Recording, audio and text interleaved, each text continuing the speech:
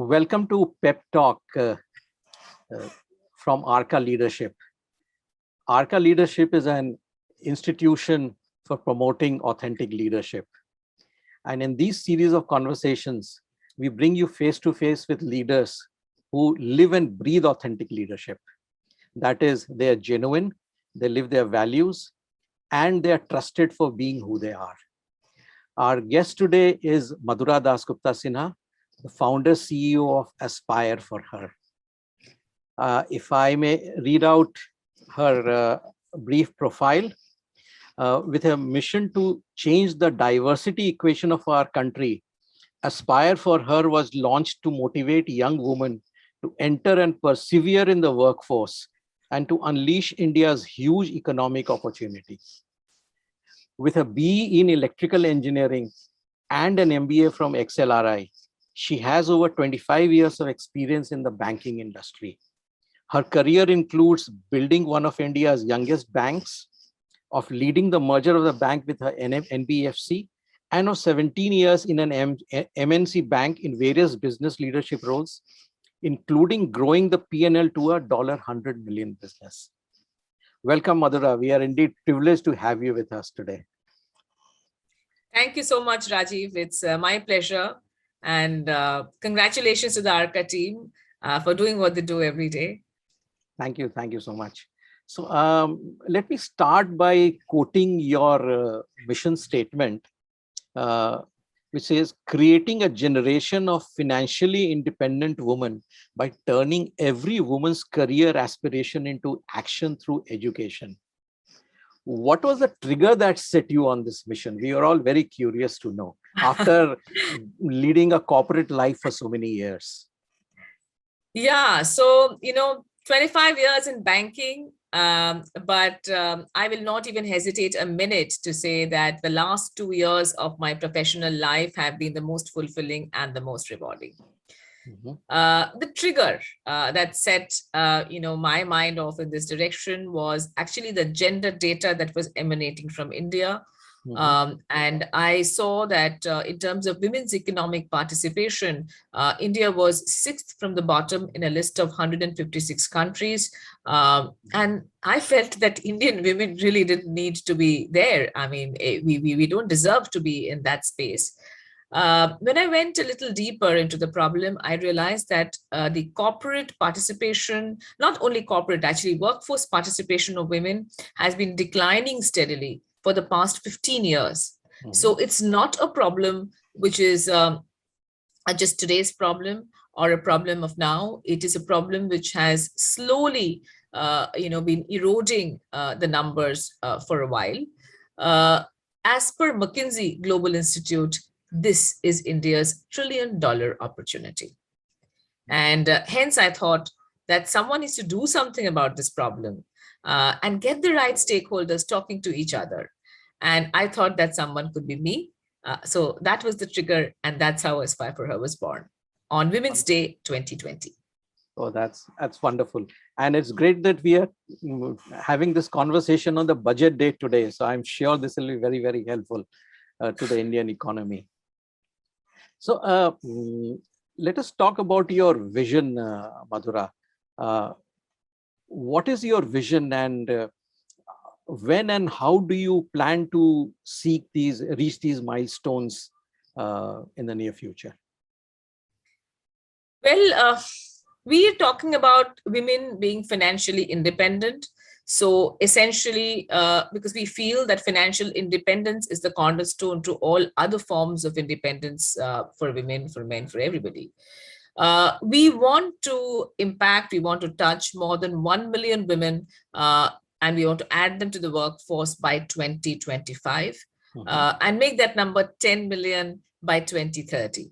Wow. So that's the number that we have in mind, because we've seen the sort of reactions, the sort of acceptance that Aspire for Her has got from members, mentors, supporters, from the corporate world, from the nonprofit world. I think we've just seen everybody come together on the platform. We have crossed 100,000 members a few days back, out of which 10,000 are aspiring entrepreneurs. And that's saying a lot because, Yes. entrepreneurship is not seen as a career of choice for many women. But I think somewhere we are trying to break the myths, somewhere we are trying to build the right mindsets. And what we try to do is through a very structured mindset change model. We're hoping to truly change the diversity equation of the country over the next few years. And of course, pull ourselves out of in the global gender gap index, pull ourselves out of the sort of terrible numbers that we seem to be seeing. Those numbers need to improve. And that's like going to be our report card. No, I'm sure with your enthusiasm and the people who are coming along with you, we are definitely going to see a sea change in the near future. You have so many people associated with you now, but what about the beginning? Was it a case of ekla chalo re, or you had some people who were really enthusiastic about this whole movement? So at the very beginning, actually, it was never Akla Cholo Re, I would say that. I think there were people who believed in our dreams, believed in our vision from the very beginning. So my mother and my daughter, I think, were the first people to sort of sign up and say that, listen, we are with you on this journey. And it was we've always worked with a very multi-generational team. So what started off with a few friends of my daughters, then suddenly it grew, and we talked to a lot of young women across colleges in India who at that time, because remember this was COVID times, this is just when COVID struck, Right. who at that time were feeling fairly confused and fairly lost in life because colleges were closing, exams were getting postponed, they didn't know when the campuses would reopen, and they were also terribly confused about career choices and career options. So these were the young women in the community who came forward at the very beginning, and they have always been with us. We are very privileged and very proud to have some of them who are true leaders in many senses of the term. That's why they were always with us. They were always with us. It was the others who came later. So mid-career women came in a little later. Corporates came in a little later. But the other stakeholders, enablers, ecosystem builders also are still coming on, and they started their journey a little later. But the young women in the community, for whom the community was built, I think they were with us from day one. Okay. Aspire for her has had a real privilege of being mentioned by Amitabh Bachchan on KBC in such a short time. How has the branding and scaling, how has the branding helped in scaling up your activities and the organization? That's a great question, Rajiv. And, so we've actually tried to go about the whole model very scientifically, because if we are trying to change mindsets through communities, then how do you build a community? How do you change mindsets? I think that's what one needs to look at. So we have our own 5-point mindset change model that we work with. The first pillar is mentors and role models. So we have women leaders, CEOs, CXOs, business leaders who come in as mentors. And 4 out of 5 young women in our country have no successful, professional, relatable woman role model in their immediate network. We give them that access. The second pillar that we work on is learning resources and business resources. We have partners like Amazon, Google, VMware, Cisco, edX. We have IBM. We have LinkedIn, which comes on our platform and talks about how to create better professional profiles so that you stand out among a sea of applicants. So that's our second pillar. The third pillar we work on is what we call career previews, because we feel very strongly, if she can see it, she can be it. We talk about women and careers every week, every day.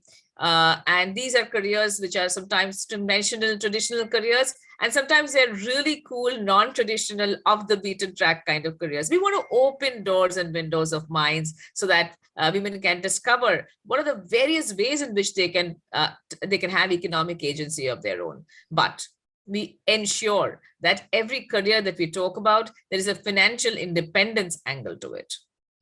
So that's the third pillar we work on. The fourth pillar we work on is a very thriving peer community, supportive, wonderful, dynamic. That's how it's turned out to be. And we are working with 10 communities now, which includes women in colleges and school, which includes return to work women, which includes entrepreneurial, the one that you mentioned, where we got an honorable mention in the 1000 mentioned of KVC, because Navya Naveli Nanda works very closely with us. We have communities which are led by Amazon and Google, typically, which are tech-led communities. We have a community called Not Alone, which is meant for women who have lost their primary breadwinners to COVID. We have communities of mid-career women, and of course, we're doing something with IITs and IIM as well, women in IITs and IIM. So there's lots of stuff happening on our communities, and that's how I think our branding comes from the community itself. More than what we try to do consciously. It's a very organic way of the community feeling like a part of Aspire for Her. And we find that a lot of them, just go out and talk about us to others when we are not in the room. And I think that's where the beauty of our branding is, that it's very, very community centric. It is the people who talk about it because they lead from within. It's not so much about just the Aspire for Her brand going out and doing some major campaigns, etc. That's wonderful, Madhura. I can see a lot of work in setting up this structure, and finally the execution part of it. That's wonderful. That's wonderful. So, organization of this type, like yours, leadership is extremely critical, the role of the leader. What has been your preferred style of leadership, and who have been the people who have had a major influence on you? Good question. I think my style of leadership is very, very participative. I don't like a situation where there is one leader in an organization and that person has all the wisdom and all the power in the world, and that person tells others what to do. So I like the way that people come up with great ideas. They see those ideas translating into execution, and they do it themselves. So I like the concept of distributed power structures, where we have lots of owners of Aspire for Her all over. That's my preferred style of leadership. And I like the concept of leading with influence, rather than leading with authority. That's how our organization structure is also built. People work with a lot of ownership.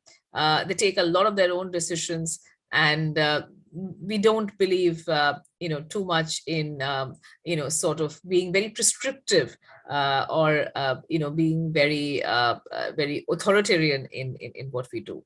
So that's how we've sort of run this so far, and we hope to continue becoming bigger and growing with the same kind of ideas and attitude. People who influence me and people who inspire me, I think is really the community. And every day I wake up in the morning and I get to hear inspirational stories, and that gives me the power, that gives me the energy of really doing something bigger, because I realize that there are so many people who have reposed their faith and Aspire for Her. They see it as a safe space. They see it as a space to grow and learn, and do things on their own. So I think that is beautiful. It's a beautiful feeling. It's a beautiful emotion for me as well. And whether it's this young woman who started her own abacus classes in Dhule and Maharashtra, she lost her husband to COVID a few months back, and she was feeling like ending it all. But today she's an entrepreneur. She has come so far in her journey. She has 40 students in her class, and she has never worked in her life before. So it is the Priti Kates of the world who actually inspire me. I love the 3 E's on your website: education, employment, and entrepreneurship. Would you like to talk something about these 3 E's? Yeah, they're very important because we want every woman in the country to be in those 3 E's. employment, entrepreneurship, or education, which leads to one of these two. So when you talk about employment, we know that most of the women who are in Aspire for Her will probably look at a journey in that space, 80, 90%. And for that reason, we ensure that there are enough partners who are forward-looking, diversity-focused, who actually want to recruit from our community, and we try to get them all together. We try to get them the best diverse talent, and we try to help their journey so that the entire, it's an ecosystem approach, so that the entire journey is sort of completed. And then women who are in Aspire for Her continue to grow in their professional careers and become mentors. So this is supposed to be a community for life, Rajiv. It's not meant to be a community where you just get a job and then, your association with Aspire for Her ends. The rest, 10 to 20%, we feel will look at entrepreneurship as a very serious career option. It has not been a popular career option in India because, especially for girls, because girls have this, very own a responsibility to be good girls, right? And to be perfect in every way. So dealing with failure does not come naturally to girls, to women. So therefore, they do not look at entrepreneurship as a preferred career option. We want to make entrepreneurship more aspirational, because only if we have more women entrepreneurs, we will look at a better percentage in the Indian GDP. Today, it's 3% of women-led businesses actually, contributing to the growth of the country. And in a selfish way, they will definitely hire more women. So it just becomes easier for us to create that ecosystem. So these are the two broad areas of the two E's. The third E, education, is very intentional. It's about reaching one of these other two E's. So we don't believe, in any other format of education, but something which is very clearly directional towards either moving towards employment or moving towards entrepreneurship. We feel that there are enough ecosystems in the country, universities, colleges, a lot of them work with us very actively, and we're very grateful for their support, which are doing a great job in terms of classroom education. You don't need Aspire for Her to do that. You need Aspire for Her to be that bridge between the college and university and the corporate world. So that's what we're looking for. So well said. You Aspire for Her being the bridge between those looking for employment and the college and the universities. So before we end, 3 tips or lessons that you'd like to share for the benefit of everybody? Thank you so much for that. I think they're just 4 words that I'd like to share, and I'd like to probably leave people with that thought: never ever give up. For women, the temptation of taking a break in one's career is sometimes very high. There are too many responsibilities. There are too many issues, family pressures that we face. But at Aspire for Her, I think the only messages that we give are of perseverance and resilience. And we tell you, if there's a difficulty, face it. If there's an adversity, circumnavigate that whole problem. But never ever give up, and never give up on your career.